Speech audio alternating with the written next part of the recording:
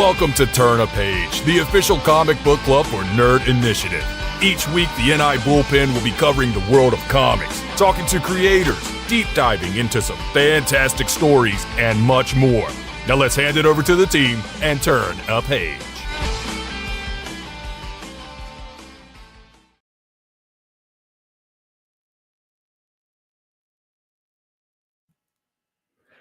Hey. Whoa. This is Fragile, man. I got this. Okay. It's Tuesday night. You know what to do. It's 8 o'clock. You're signed in. Here we go. Welcome to Nerd Initiative's Turn a Page. All right. I really can't do this all that well. Just don't hurt small babies. Fair enough. It's Tuesday night, 8 p.m. Eastern Standard Time, and you are tuned in to Nerd Initiative streaming network on YouTube for another edition of Turn a Page, the official comic book club for Nerd Initiative. What is going on? My name is Ken M. You know me as the host of the ODPH podcast. I'm also Nerd Initiative editor-in-chief. To my left, you're right at home. It's in his contract. He does his own intro. I'm not making any more hand gestures. Cause we're talking Power Rangers, but coming at you live and direct straight from the ODPH studios. My name is Off the Cuff Tom, Nerd Initiative's pop culture connoisseur.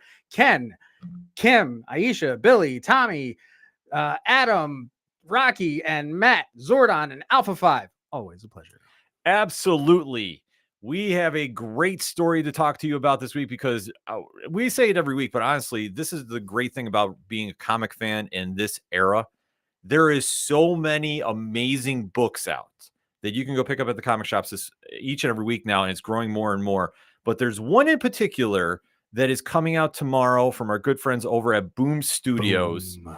And it is the conclusion of arguably one of the greatest Power Rangers stories of all time. Yes. It's an instant classic. If you want the definition of it, that is what you get with The Darkest Hour. So dark. And it lives up to the hype. If you haven't been reading it for whatever reason, I'm even going to spoil the ending for Tom because this is his pick of the week here. That's it. It's right there. And if you haven't been checking this series out, you absolutely need to go make sure to do this because this is a monumental event in the world of Power Rangers. It is. And we thought for tonight, why don't we go back to where it all began? You don't know where you're going until you know where you've been. With the kickoff of one of the best creative runs they've ever had in Power Rangers, and that's Melissa Flores and Simona di Gianfelice. They took over the book after Ryan Parrott's epic 6-year run. 6 year. Well, I mean, we're going to year 7, so 6 years. He came on right around in Go-Go and then came into the main series, and then we had the split of the Mighty Morphin and Power Rangers line. But let's give just Power Rangers and Boom Studios a big, huge flowers, a little round of applause for them for making it to 100 to begin with, and then continuing past that. I mean, that is a testament, especially in modern comic book telling. Oh, absolutely. To get there this far, and especially with how they set this all up to come together, because at the time they split up the books. We had Power Rangers and we had Mighty Morphin. And let's not also forget all the fantastic work that Kyle's done and Ryan and our friend Matt. And I mean, just everybody in general that's been related to this franchise. I personally can't thank you enough. And we've all met in person, and I love you guys. No, they're absolutely amazing. Kyle Higgins, Matt Groom, Ryan Parrott. I mean, the list goes on and on. Like everybody who's been involved with this franchise has really taken up a notch. And when Melissa took over with Simona, they just carved their own spot in the Mount Rushmore of Power Rangers. Very much so. So tonight, like we said, we're going to be talking about Mighty Morphin Power Rangers 101 from Boom Studios. But before we get into it, just a quick homework assignment. Wherever you're watching us from, first and foremost, thank you for checking us out. Make sure to head over to Nerd Initiative YouTube and follow the checklist that's here because it's very important. We do exclusive content on the YouTube channel alone. So you want to make sure you hit the subscribe button wherever you're at. Make sure you hit that. The link will be up in the QR code in just a second. Click the bell notification so you don't miss anything when it goes live, because we have a lot of content coming your way at the home of pop culture positivity. And make sure to tap that thumbs up to let our boss Michael know that you love what you're seeing here on Nerd Initiative. We love the boss. Absolutely. Wait, are we talking Springsteen or Robin? We're talking the superhero talk. But we came in to talk some Power Rangers, so definitely super chat, throw your most favorite Power Ranger in the chat. Let's get that conversation rolling because we want to get into this book, and it is a hell of a book too. Like we say, the cover is right there. The creative team, like I say, when they took over at this time too, there was a lot of, question marks going on because Ryan had written such an epic run. To hand it over, it couldn't go into any better hands than Melissa and Simona. I mean, Tom, why don't you talk us like the impact of this going in? Because we're going to give you our spoiler-free statements before we deep dive into this series. Well, we had everything going on as far as the Death Ranger storyline was concerned, and Ryan, very rarely in comic books do artists, writers get a chance to go out on their own accord in a run. So Ryan really did issue 100 as a swan song, and that is a masterpiece. Like if they ever do an extended version or a hardback version, that will be on my shelf. Now, for those of you guys who might not be aware of, believe it or not, Melissa actually came from a background of Power Rangers, not just as a writer, but she was also the producer of Power Rangers Hyperforce. She has the bona fides even before she put pen to paper. So she knew what she was getting into, but this was also a franchise that she loved. And you can see it as a testament of everything she's done since then. Oh, absolutely. Like I say, Melissa is just one of the best writers in the game right now. The Dead Lucky, if you are not familiar, you need to get familiar with. One of the best books out, and obviously a cornerstone of the Massiverse, comics' most exciting line. Just putting it out there. Yeah. But we're particular, let's be honest. Oh, we are, but for right so, because obviously this is a fantastic work coming out. And going right into the series, like I say, spoiler-free statement, this really set the tone for what you were going to get out of this whole entire run. That it came out with a big swing for the fences and hit right out the gate. Oh, yeah. There was no question about, would this, be like a slow start? No. Melissa and Simona and the team really wanted to set a high tempo. And literally by the time you get to the last page of this book, you're going, Mommy. we're not playing around. Mommy. Yeah. I'm going mommy. I mean, sometimes that's the only thing you can say, because honestly, when this all kicks in, and we're going to say, it is just one you put down, you're like, where are we going from here? Because this really is stepping on the mythos. It's really kind of evolving into something special. Stepping on the mythos. I like that, considering the fact that we did just come off the fact that now we have a White Ranger and a Green Ranger, both Matt and Tommy. Now, this isn't Matt's version, but thanks, Hasbro. And nor is this. Never mind. Yeah. We're not going to get into toys. We can talk that on another show. Yes. But either way, Melissa did such a great job running with what they had and then putting her own mark on it. And it's an indelible mark. And then there are things that we have seen, not just in 101, but since then, leading up to tomorrow's book, that will definitely live on with me. And this is the tip of the iceberg here. Oh, absolutely. So we're going to get into it. And right out the gate, we get this opening sequence with Zordon. Now, Tom, why don't you kind of walk us through this? Throwback galore. Like, seriously, we go back to where the Day of the Dumpster started from. We've never gotten, at least to my knowledge, have never seen when Rita was put in the dumpster in the comic universe. I mean, mind you, there's been so many hundreds of comics already, literally, not just counting the Mighty Morphin line. But to see the Silver Guardian and the Silver and the Bronze Guardian, I don't think Zed wasn't in it at this point. Mm-hmm. But the fact that we got to see that, but what it led into was that Zordon dreams. Yeah. That says a lot to Zordon's character right there. Because we've always thought of him as, holy God, Godfather in the tube. Mm-hmm. Not that he's a sentient living being in one regard. Yeah, it's just kind of interesting to see this side of Zordon out the gate, and especially to see that interaction with a dark force interacting with him. Yes. And it's one that we see the beginning with Rita and how her story begins. And you actually see Zordon having a nightmare, which is something that we're not used to. I mean, that opening panel right here, what Simona did in the command center and just Zordon screaming just to wake up. I mean, that is something that you just don't see in the Power Rangers universe. No, Zordon is infallible. Right. Unless you're Andros's Spiral Saber. Hi, Chris. Yes. But when you start seeing this play out and Alpha's trying to sit there and kind of piece everything together, Zordon's trying to put on the game face of, like nothing's wrong and everything's okay. But really, just from the 3 opening pages, something is not right. 22 pages long. And by page 3, we're like, we got this. Yeah. And you are hooked. Oh, yeah. It just instantly locks you in. And then you get a little segue into where the Power Rangers are practicing their skills. I mean, this is something not unheard of. No, not at all. I mean, the one thing that we've always admired as far as the original Power Ranger show is concerned is that they tried to do their best to balance the teens being teens and the teens, just saving the world. And they really focus the episodes on them being teens. And I think that's what's great about having them in comic books is that we still get to see them be teens and we deal with all the teen drama. But also, 90% of them are real martial artists. So they have to hone their skills constantly. I mean, you look at Aisha and Adam and Rocky, the Stone Canyon kids, they came to Angel Grove as a team, as their own squad for the, never mind. Technical difficulties, because we do it live. They came as their own group. Kimberly always is still practicing on that balance beam, and Billy is just Billying, and Tommy, see ya. And Matt, we don't know what Matt says. Right. Because obviously we do have a lot of new characters in that are not familiar with the original lineup that came in. Yep. This was after the transfer of powers. So we have, Jason, Zach, and Trini are now out as the Omega Rangers.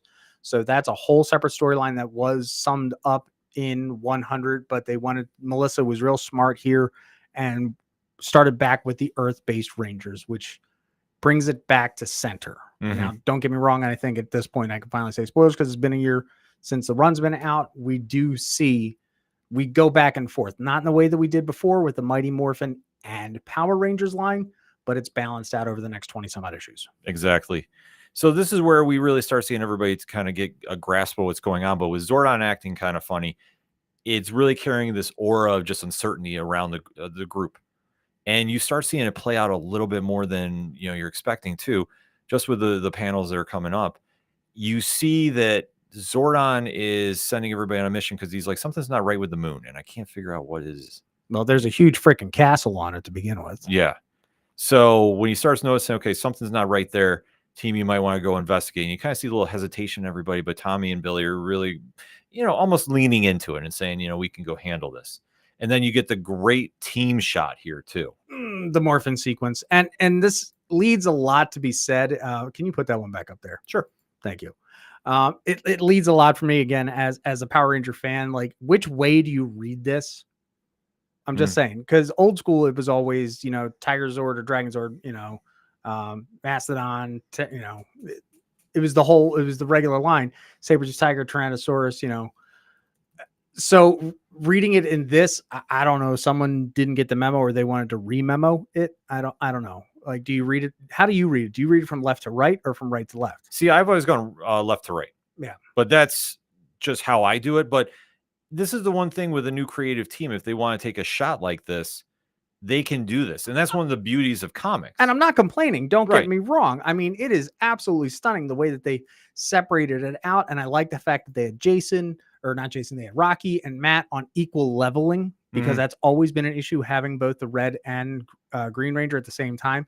But with Tommy at TaP, that still proves that he's the leader. So they evened it out. And did they even do it that the girls were on the same level?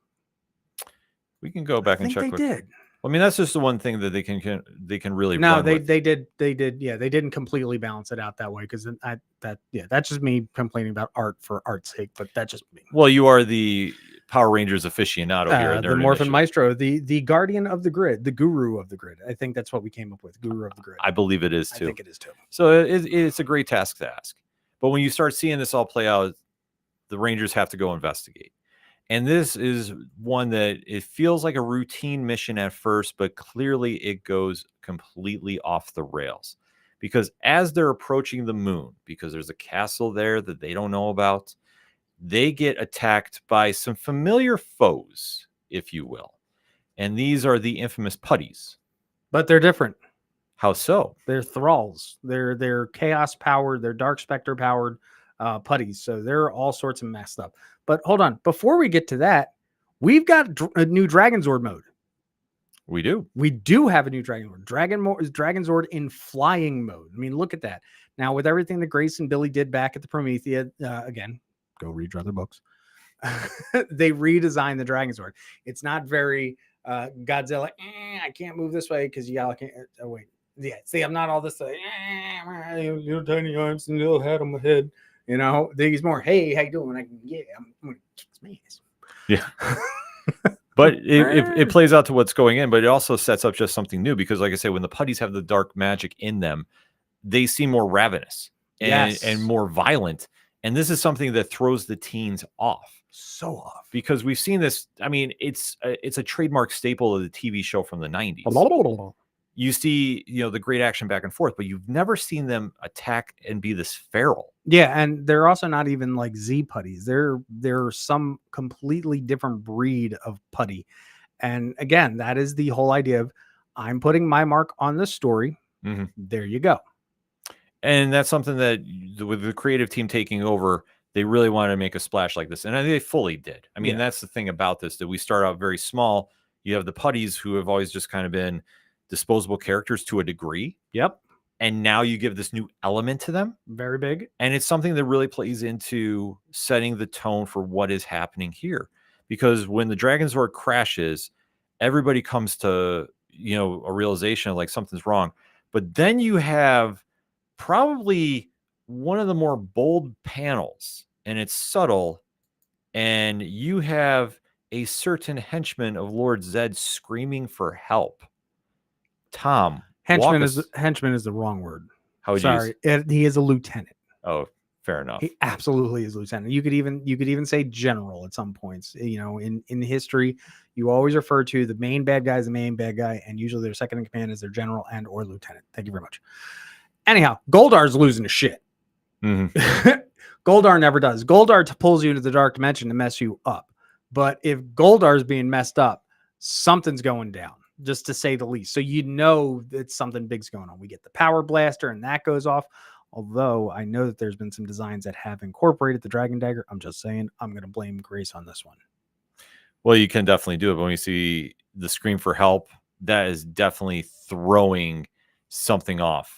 And you do see, like they say, the great action shot. And I love how Mickey's put in the chat, we do need a big budget animated movie for Power Rangers. Who else in the chat wants to see that? I'm still okay with having Velveeta Goldar. Just saying, I was fine with it. Hey, it works. It works. Like I say, you gotta get those henchmen some screen time. Well, at that movie, he absolutely was a henchman. Yeah, thank you. I'll give you that. So that said, you start seeing the Rangers are going on the attack, and still there's just that uneasy tension that's going on because they're walking into it, and when you have one of your worst enemies asking you for help, it's a moment that really throws everything off. Help me, Rangers, help me. Well, I don't know what I'm doing. Because of the years of them fighting, to see this flip, and this isn't one that they kind of think they're walking into a trap. This is one that they're really sitting there going, something's not right if he's asking for this much help. Like, this is where we have to kind of piece this together and figure out, okay, where do we go from here? And it's a lot for them to process too, because like I say, Billy's on there and he's just sitting there just trying to assess everything. Tommy's a little more like, let's go. And you start seeing them butting heads a little bit. Mm-hmm. And this is something that is carrying through because for a mission that they have to be precise with. Oh, yeah. They are not coming off very crisp. And I think that comes off the fact that, everything that went down with Death Ranger in the last few issues leading up to this, Tommy is very much the best defense is a great offense. Mm-hmm. And Billy is always the tactician any day. Yeah. So that really leads into the tension that we'll see in this book and many more. Mm-hmm. It has a very cool Cyclops, Wolverine, X-Men 97 vibe.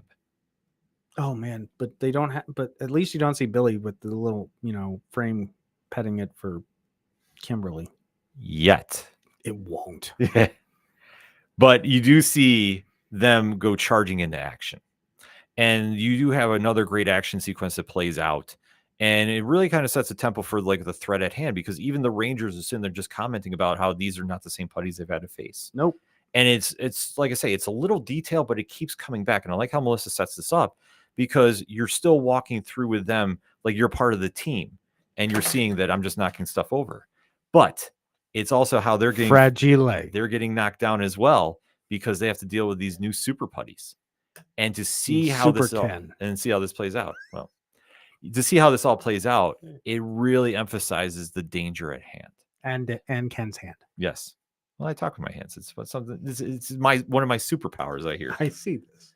But to go into the next panel, though, like we do start seeing a little more action take place, and especially to where you start seeing the group now get to the castle. Bandera Castle still. Yeah.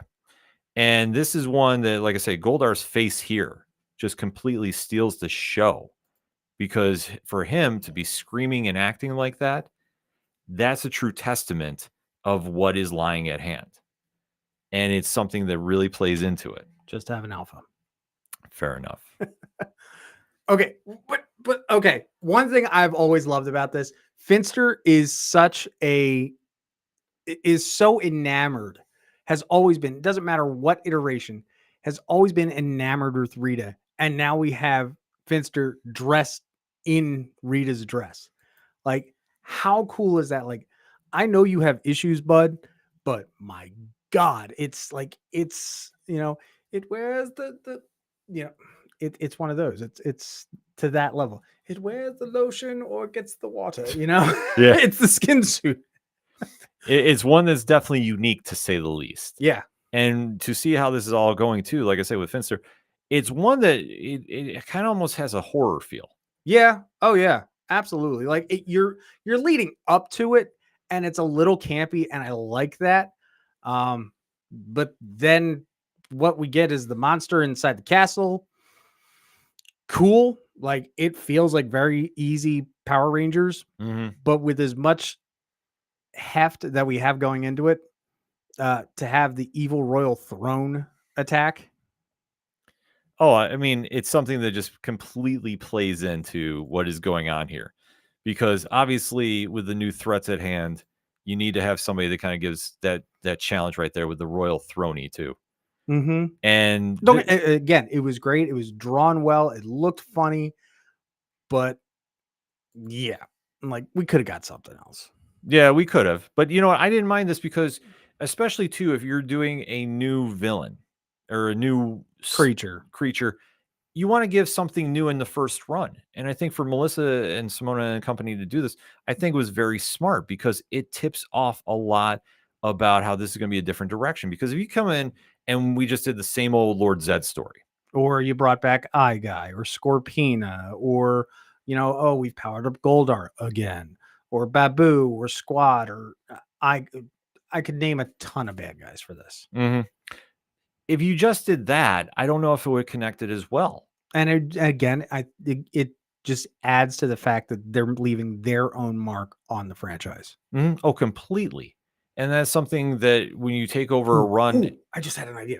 Shout out to anybody who's actually done the Draken Throne. All right. Any of the 3D printers out there, someone make me Royal Throny. I'll put it on my shelf. Fair enough. Just saying. Well, and trust me, it won't survive the left hand of doom. So just going to put that out there as well. But we do see, like I say, throughout this entire opening segment, though, we do see the Rangers are in over their heads. And this is something that for them, fighting these very familiar villains, it's a challenge that they just are struggling to comprehend. They need to be stronger than before. Also, which was a great nod in the book earlier. Like, they kind of alluded to the Zeo theme. And I was like, okay, I appreciate that. Like, we're stepping up our game. But I think the bad guys stepping up their game first is even better, because any good superhero story, and I've said this numerous times, you're only as good as your bad guys are. Oh, yeah, absolutely. If you don't have equal or greater villains, your heroes are not going to be able to stand on that plateau. Nope. No way, shape, or form. It's a hollow win. Yeah, because you have to be challenged. And this is something that throughout the course of the run, I think Melissa has really penned this very interesting story about taking the villains and raising them up a level so they're more of a serious challenge. They're stronger than before. Yeah. Powered up for more. And with that being said, like Rangers at the core, it just keeps rolling and rolling and rolling. And when you get to this moment, like I said, with the Royal Throny, it's also the setup too, because you think that's the main villain. But then we get Kimberly going through the castle and fires her arrow. And then where it lands, I mean, this whole scene right here, Zed on the ground, beaten. And now, when I saw these panels, I'm thinking, oh, maybe the Altarians came back to help. They were trying to take out Zed. Something serious is going on. I was also thinking, oh, well, maybe where it's, in progression, we would be going towards King Mondo and the Machine Empire, even though it might still be Mighty Morphin. I'm just seeing what is the next bad guy and the next bad guy. Could it be Astronema? Could it be Viva la Diva? But, Divatox, but it's not. And I love it. Yeah, because the setup here is when we see Zed down, a major player is involved. And then we get the big reveal that literally stops the Power Rangers fandom. Who do we see? Mommy. Rhea Ripley? Mistress Vile. Yes, the former Rita Repulsa in a new power setup. Well, you can put it up. I mean, we can talk about it. Put it on back up, and I'll break this down for you real quick.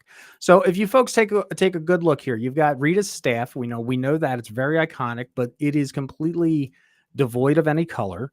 You look at her bodice piece that's going on again with the black and red setup. I love the fact that she's got some leggings. I mean, Supergirl was all happy in season, so I can't complain with that at all. But if you look, those colors, they are Dark Spectre. And so I think we can spoil it at this point. Dark Spectre is coming, and Rita has literally made a deal with the Dark Spectre. And she is now powered up and has taken the name of her father as Mistress Vile, not Master Vile, Mistress Vile. And like, it is a big, this is my book. I'm writing it. This is what I'm going with. Thank you very much, Missy Flores. Yeah, well, I think to really take Rita and evolve her to Mistress Vile and walk readers through her plan of attack. And it's so calculated, and it's so good. And it really tears apart the Power Rangers to the core. That when you start going into everything from the dream sequence, the Zordon means something, to the little interactions that happen between Matt and Aisha. Yep. That comes into play later. And just where it ultimately rolls into the Dark Spectre coming back. And there's a story later on here too, which is the origin story of when Rita became Vile. Yep. And it's one of the more impactful stories that you'll see as a reader, because it literally walks you through about how she was treated and how this just caused her to more or less snap. Oh yeah. And then to see her come back in this manner with a vengeance, and for for Zed and Zordon, who just came out of the Altarian War, and they're still, in this, they're not at their full potential. Right. They're not at 100. They're at 83%. Yeah. It's one that you sit there and you just kind of go, all right, this feels like a big event. And how the setup goes. I mean, you think about how many years this has been since 2022 to now. You've almost had a 2-year setup, and then you go on a year-long story arc with the Darkest Hour. Oh man, let me tell you how ticked off I was about this. I wanted an issue every 2 weeks. I was spoiled leading up to 100. Oh yeah, I was totally spoiled. So I'm like, you can give me the next issue. But that's something that when we talk about doing these epic stories, and we don't really see that too much in comics too, which I like the approach about it very much, because we're so used to having, like, for example, when the X-Men do a story, and it was like almost like every week a new issue came out. And yeah, it's great to go through those stories, but to kind of savor and let the moment sink in, I thought how they set this up was perfect, because it let the fans really get involved with this story. And then now you kind of go and you start processing about like every single detail. So when it starts raining down on the Rangers, you really start feeling that connection that, okay, this is it. This is the end. And when this takes place, you can really kind of start having a sympathy. Like, this just feels like just a monumental event. Oh yeah. It's huge.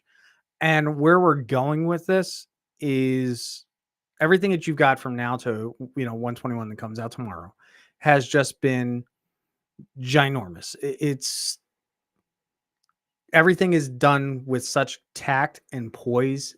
There is no low issue at all. And I highly recommend that when this comes out in trade paperback or hard copy, you go get it. I know that part of the what was this series called? Darkest Hour? No, before it officially came, Darkest Hour. Mighty Morphin Power Rangers? Oh no, it had a thing. It had a thing with it. I can't remember. Recharged. Okay. This whole Recharged era. It really was. It has been a complete recharge of the franchise, and I love it. And then we go into the Darkest Hour, and I love that. And where we go next, I don't know where in the grid we're going to go, but I'm along for the ride. Whoever takes over the reins, whether Missy sticks on or they bring somebody else in or someone comes, I don't care. Just give me more. Well, I think that's where we're going to have to wait as fans to find out. I mean, that's something that we know this is going to be the end of the current run. Yep. Coming out. So where we go from here is really up in the air. And that's something that whatever is going to happen with this ending chapter, fans are just going to have to be patient and see. And I would imagine we'll hear something sooner than later, probably around the last week of July. I'm thinking so too. Now, let's talk here real quick. Now, I don't know how familiar you are with the Power Rangers franchise as a whole. Do you want to see this from where we go here with Shattered Grid? Do we want to stay Shattered Grid? You mean Darkest Hour? Darkest Hour, Shattered Grid, everything that's going on, all the multiple storylines and multiverses that we've already picked up here in the comics. Do we want to go in the natural progression of the TV show? Do we want to go to the Ninja Powers? Do we want to go to the Thunder Powers? Do we just say screw Mighty Morphin seasons 2, 3? We already know the Equestrian Rangers are there. Do we go straight to Zeo, or do we stay in the realm of Mighty Morphin and work with, again, the established plots that we already have? See, what I would do is... We're speculating here. Yeah, this is all speculation. I would just do wherever I think the story needs to go. But I don't pay attention. Like if I'm doing an adaptation, unless I'm following the season directly, okay, I just kind of take it where I think it would make sense. So I don't really follow a grid, so to speak. I don't follow a path. I just kind of would go, okay, if we're going from here, what would make the most sense? Like what is the most practical to come in here and play? Because I think if you try doing it, matching up with seasons and seasons, you could almost tip your hand about what's going to happen. You paint yourself into a corner. Yeah. I would say, but I think that with what we've seen in the comic books with Mighty Morphin, I don't think we've painted ourselves into a corner at all. No, I don't think so either. So I don't think that if we went to, say, another season, another power set, another villain, another dimension, because we also know that the RPM Rangers, if you didn't know, Ken, the RPM Rangers and the Dino Charge Rangers are in full separate dimensions. Well, like I say, if somebody wants to get a good story to bring them in, I mean, that's one thing. Like I will always side with the comic medium over like the television and movies. It's just one of those areas where if you have a creative team on there and they have a great idea, I don't think they should be held back about following any specific blueprint unless they have to. And that's something that we've seen the creativity come through with this line. Omega Rangers, Solar Rangers, Draken Rangers. I mean, I wouldn't mind seeing Draken, a little more of that per se. You can't. I can always wish for time travel and such. That's on Monday nights. Yes. But like I say, if I have a great story to do that, I would do it. But that's something as a fan, I like to see just how creative people can get with the properties too, especially if you can take a franchise like this, which I mean, it's pretty straightforward. Like you touched upon with so many seasons, you can, you have so much to work with, but if you want to have a cool idea and run with it and take it into, a different territory, like we kind of, to segue a little bit, you think about with Star Wars now. Okay. And you think with the Acolyte. Yes. And how that's High Republic. Yay. There's really not a blueprint or anything to follow per se. There's no Anakin. Like we're out of the Skywalker saga, and I'm happy about that. Right. I'm sorry. Y'all can hate on me, but I'm glad we finally get something that doesn't involve Vader, Luke, Ahsoka at all. Right.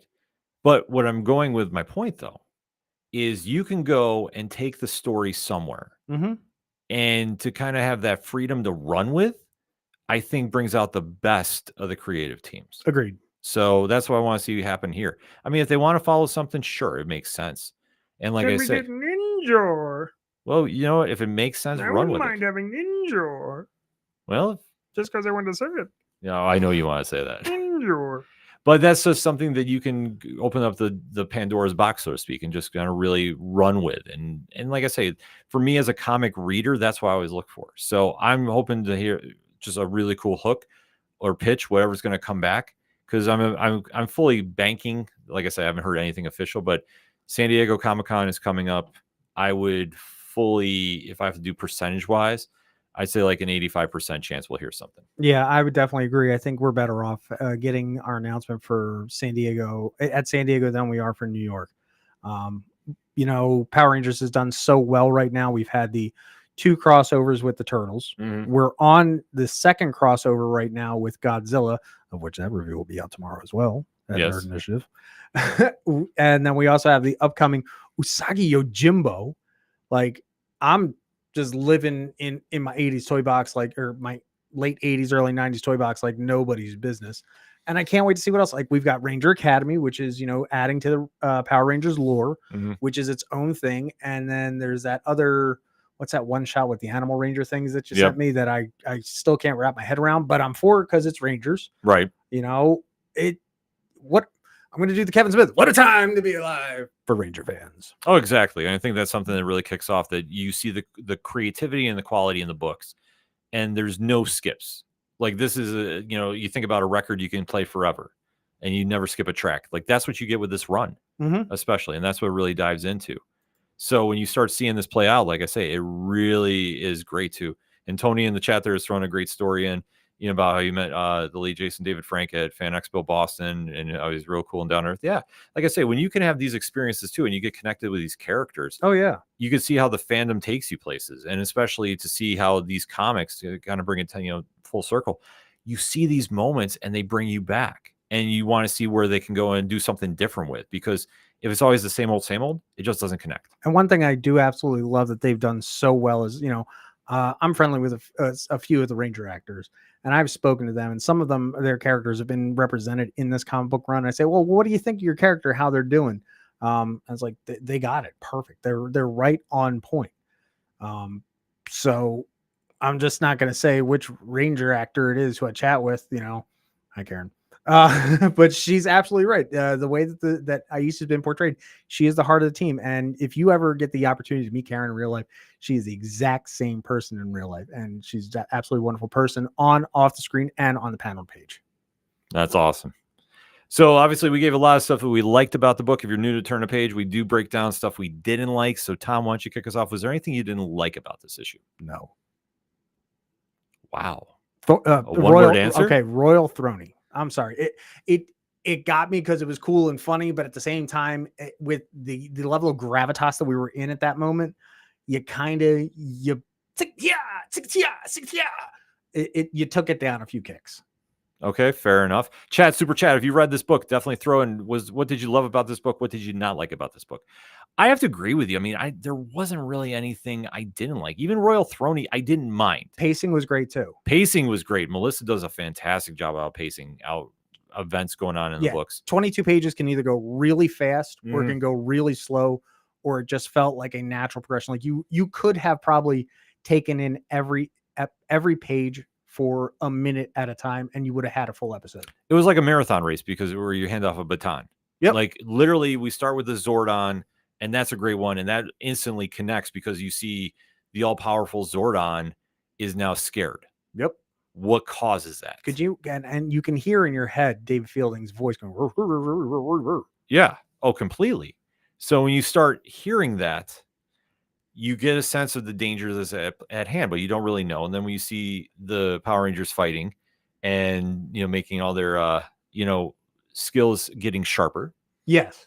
You do see the sense like there's the calm before the storm, and they're walking into it. And like I say, you have the, like the more playful moments, so to speak, where it's not taking it so serious. But once they get to the command center and hear about Zordon, everybody gets worried. Oh yeah. And then when they go to space, what they think is like a routine mission is anything but. Help me, Rangers. Yeah. I don't know. So when this all plays out, this builds up as they keep fighting, and when they see one of their henchmen / lieutenant enemies, lieutenemies. Yeah, lieutenemies. Let's keep that one. Yeah. Step up and is begging for help, and it doesn't come across as like a trap. Nope. It comes off as genuine fear. Oh yeah, and just the gorgeous shot of Kimberly's shot with the power bow through the darkness and how it was able to just light up. I mean, kudos to Simona Gianfelice for just the way that was done, just the use of light. I mean, look at that. You knew something was going on in the background. And then even too, speaking of backgrounds, if you put up that last panel, there's something else in that background that we have not talked about, but it is something that is going to be very important in the next 20 issues. It's going to hold things together. Mm-hmm. Yes. And like I say, there's so many Easter eggs that are planted in this run too. Like I say, it's something that even if you're not into Power Rangers, you can get into because it's just a good book. It's a great book. Like that's the one thing about this entire run. And you start picking up on stuff like this that really hooks you in as a reader, and you wind up getting more involved in how Melissa paces everything out too. And I just wish I had it every other week. Yeah. Like I say, there really isn't anything too that I find too much fault in the run. Like honestly, it's like a record that you don't skip. Like every track is a hit. And really it just builds up to where we are going into tomorrow as we're recording on June 25th. It's going to be a crazy day at the comic shop, so we definitely will be having a lot to say on social media after the book drops. But before we talk about those books, let's give our ratings on this book. Exactly, that's where I was going. So chat, super chat, if you have read this book, throw your grades in from 1 to 10. So Tom, why don't you kick us off? It's a 9.3. It's the year the Power Rangers came out. That's what it's always going to be. Royal Throny, sorry, man, you took the 7 points away. See, I know you're very, very critical about that. Yep. But that is what Tom does here, folks. Guru of the grid. Mm-hmm. So for me, I mean, obviously this had a lot of wind to it. And I think just especially establishing Rita as Mistress Vile and making a true threat, which now you keep saying, Mommy, I want to see her fight Rhea Ripley. This needs to happen. To see how the evolution happened here. How about Kayla Sparks? She is the Mighty Morphin Spice Ranger. We can discuss. I can make that happen. To see how Melissa, Simona, and the team really build this debut issue, and they want to come out and make a big splash out the gate, and they swing for the fences, and that's where we have. They really made sure to hit a great shot. They did. The only things that I kind of really take down a little bit, I do agree about the Royal Throny. Yeah, was it really necessary? Not per se, but it didn't take me out of the book. Yeah. But I thought it was just, if there's anything that's I would perceive as filler, maybe it's that. And I think that maybe they spent just a little too much time fighting the dark putties. I think, see, for me, that's where it kind of went with. And that's why we do this. We can agree to disagree. Yep. So that being said, this one is a must read. This one will hook you into the Power Rangers lore. If you know somebody that's kind of been on the fence about this, I would definitely recommend this book to it. This is a solid 9.1 for me, that I really think they did a great job about establishing the tone and tempo they wanted to do for this book. Very much. And for the story, because this is literally the road to the darkest hour. And you start seeing with each issue the slow peeling away of the breadcrumbs, so to speak, as Tom's doing. But I see the slow peeling away of the onion to where we get to the core, and you just can't help yourself. But just when you get to that final page, just going like, whoa, what just happened? So if you haven't, like I said, if you haven't checked this book out, you need to go check it out tomorrow while you go to the comic shops and go see some of the best books out at the shops. Like I say, this is a monster week at the comic stores. So we have to do our picks. And I know our guy, Matt from Hopsky Snooze, unfortunately could not make it in today. Matt, we're thinking about you, bro. We definitely want to give his pick of the week. And that is Zatanna, Bring Down the House from DC Comics. So this is a fantastic issue. Black Label 2. So Tom? It's Z. Who doesn't like Z? Yes. I mean, let's be honest. Anytime you get Zatanna on there, I still to this day hear Lacey Shalbert, who did the voice. And so to get this, I'm just happy, where it's an issue 1, if I'm correct, right? Yes. So to bring back, another female-led comic book, always a fan of that. To bring back, what some people perceive as a B character, she's always been A-list in my book. To bring her back to the forefront and under the Black Label, kudos to DC. Oh, absolutely. I don't think there's any question about that. So we did throw up your pick as well, too, but we'll go back to it because obviously it's Mighty Morphin 121. That cover speaks volumes once you know what is going on. I love you, Ken, but I really wish you would have put up the helmet cover. But my comic book guy knows that I want the helmet cover. He knows I want the foil cover, and I'm coming for you, man. Well, see, that's what I say. If you want to do your own graphics again, my friend. Nah. Yeah, I was going to say, you're welcome. Yep, I'm welcome. And then for my picks, this one is one of my favorite series out. If you're into a little murder mystery crime style like The Wire, set in comics' most exciting universe, this is your book. No One, number 9. This has been an absolutely insane story. Who is No One? Yes, which we're going to be coming to the end soon. So, Ooh. and especially for the creative process that is involved with this, with the companion podcast, voiced by a good friend of ours, Patton Oswalt, and Rachel Lee Cook, and to some of the characters. Like I say, this whole experience with No One, if anybody hasn't checked this out, what Kyle Higgins and the team over at Black Market Narrative do is they're really in touch with the times and really about the social medias and attacking, the traditional way of doing promotion and doing it in such a fun and creative way. They are everybody of Black Market Narrative. I'm going to put it this way. They are the quintessential guerrilla marketing of the 21st century. Absolutely. Like they know what the channels are and they embrace it. And if you're somehow out of the loop, tough. Yeah. Like with what they have lined up over the next month alone, it's super massive. Yes. Is one that you definitely want to get on board with too, especially Rogue Sun is back. So you want to go check that out. And then, obviously, if you know the Massiverse well, you know that there's a big event that is coming out in July. I can't wait. That is going to be one that we will definitely be chatting about. Very much so. And hopefully somebody will be on here or somebody's. Stay tuned. Putting it out there. ... Using my Zordon powers. But like always, though, if you want more comic book recommendations, there is only one place you need to make sure you have bookmarked, saved, however you need to reference it. And that is nerdinitiative.com. Because if you're new to the show, we love QR codes here at Nerd Initiative. We do. So right there, you can go check out every day. We are talking comics here at Nerd Initiative, but especially on Wednesdays, every 15 minutes until we stop talking about the best of the best of the week, starting at 9 a.m. Eastern Standard Time, which No One will be the leadoff book this week. Who? Exactly. So if you want to make sure you're picking up the right stuff at the shops, 9 a.m. Eastern Standard Time. DC and Comixology picks are up today because this is the last week. That's it. Of DC releasing on Tuesdays. Next week, they're releasing with everybody else on Wednesday, July 3rd. And I'll even give a little spoiler for everybody. Absolute Power #1 will be the leadoff book next week. Yes. So if you're not familiar with that, I highly, highly, highly recommend you get familiar with a few stories going on in the DCU before next Wednesday, because all hell is going to break loose. So stay tuned for that. It's going to hit the Waller. Oh, it's definitely going to hit that too. So, Tom, that being said, why don't you let everybody know what's going on with you, NITV Talk, and everything else? So you can find me here every single Monday night at 8 p.m. Same bad time, same bad channel for Nerd Initiative's TV Talk. And this week, I think we're just doing a quick little filler. We're going to do a little catch up. We're going to talk about a few other shows that are coming up. And then after that, I think we've all kind of come to the agreement. We're going to talk The Bear.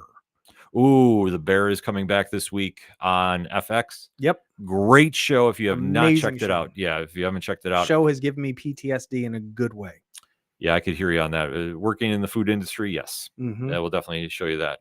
I know we said our guy could not make it in, but we definitely want to shout him out as well. And that is Matt, and obviously his tag team partner Lauren over at Hopsky Snooze. They're doing big episodes, big interviews coming the way too. So definitely excited to go check them out. If you're not subbed up to them, you definitely need to. Speaking of sub up, we definitely got to shout out Megan and Max in the chat too. Vigilante Vibes podcast. Great interview this week. So if you want to find out who they're talking to, and I know you do, you want to make sure you hit that QR code and don't miss a beat of what they are doing as well. I can't wait to go over to theirs another time. We had so much fun over there. I haven't been invited yet. Maybe one day I will. I'll get you the memo. I appreciate that. And then obviously, if you want to find out everything going on with the ODPH, it's simple. Click on the QR code. New episodes dropping left and right. And obviously, if we're talking... It's con season. We're talking con season. We have a lot lined up, especially going back to our home turf of New York Comic Con Express. So rest assured, we will have a lot to talk about in the upcoming months, especially when we're going to be doing the official Nerd Initiative NYCC preview show right here on Turn a Page in October. So definitely stay tuned for that. And especially, even a little spoiler, we are going to be doing the official San Diego Comic-Con preview show. Ooh, very nice. But when you're going to the cons, what is the one thing you definitely want to have when you go to the cons?